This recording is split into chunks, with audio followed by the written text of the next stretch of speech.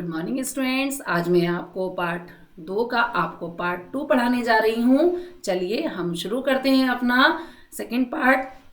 मैंने आपको पहले बताया था कि इसमें जो अकबर है, बादशाह अकबर जो है, बीरबल को अपने दरबार में बहुत ही हाजिर जवाब और ही बुद्धिमान व्यक्ति मानते हैं, लेकिन दूसरे दरबारी उनसे ईर्ष्या करते हैं और वो कुछ षड्यंत्र रचते हैं उनके खिलाफ और वो उसके लिए उनको नीचा दिखाने की कोशिश करते हैं। तो मैं आपको पहला प्रश्न बता चुकी थी कि उनसे पूछा गया कि पृथ्वी का केंद्र बिंदु कहाँ है, तो उन्होंने जवाब दिया कि जहां पर मेरी छड़ी है वहां पर धरती का केंद्र बिंदु है। चलिए अब दूसरा शुरू करते हैं कि दूसरा प्रश्न क्या पूछा था ख्वाजा ने बीरबल से।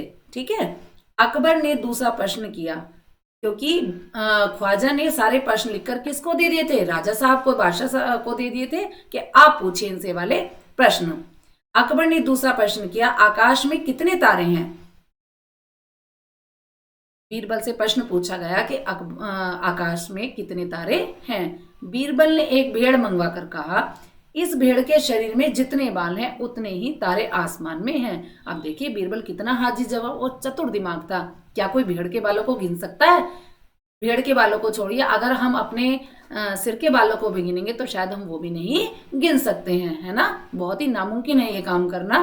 तो ऐसे ही बीरबल ने क्या करा, अपनी चतुर बुद्धि घुमाई और कहा, बीरबल ने एक भेड़ मंगवा कर कहा, इस भेड़ के शरीर में जितने बाल हैं। अब बिल्कुल नामुमकिन है कि शरीर पर गिने नहीं जा सकते कितने बाल हैं।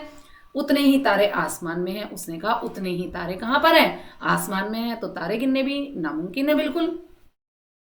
ख्वाजा साहब को इसमें संदेह हो तो वे बालों को गिनकर तारों की संख्या से तुलना कर लें। अब देखिए बेटा, कोई भी तारों को नहीं गिन सकता और ना ही भेड़ के बालों को गिन सकता है। तो उन्होंने कहा अगर ख्वाजा साहब को कोई शक है मेरी बात पर तो एक एक बाल को गिनकर देख सकते हैं, उतने ही तारे आसमान में। ये कार्य भी बहुत मुश्किल था, लेकिन क्या था, हाजिर जवाब था। अगर कोई मान सकता है तो मान ले, है ना।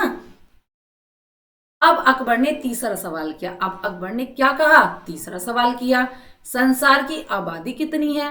अब उन्होंने पूछा संसार की आबादी कितनी है। पहले बेटा आबादी नहीं काउंट हो सकती थी, अब हमारे पास संसाधन भी ज़्यादा है ना, तो अब तो हम बता सकते हैं, लेकिन संसार की भी करने में हमें बहुत समय लगेगा। हम भारत की तो हमारे हर 10 साल बाद होती है ना।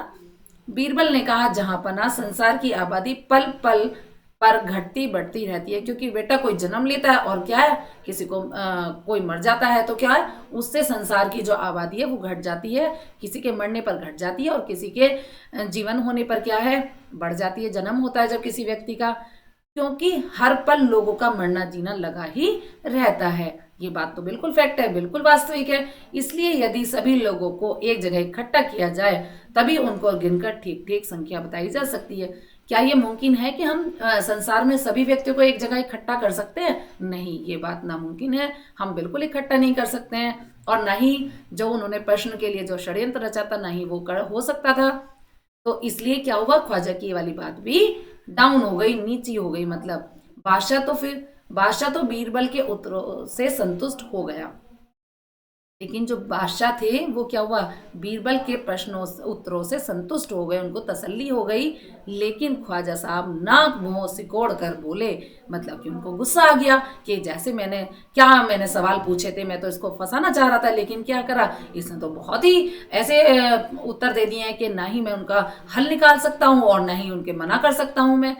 ऐसे गोल मोल जवाबों से काम नहीं चलेगा जनाब। तो ख्वाजा ने क्या कहा कि जैसे आप, बीरबल से कहा, जैसे आप मुझे आंसर दे रहे हैं ना, जैसे उत्तर दे रहे हैं, ऐसे काम नहीं चलेगा।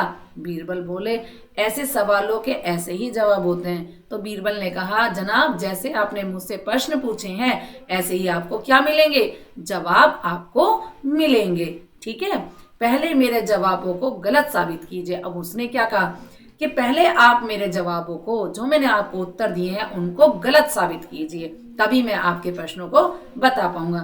तब आगे बढ़िए, तब कहा तब आगे बढ़िएगा, मेरे खिलाफ जो आपने षड्यंत्र रचे हैं उसके आगे बढ़िएगा। ख्वाजा साहब से फिर कुछ बोलते नहीं बना।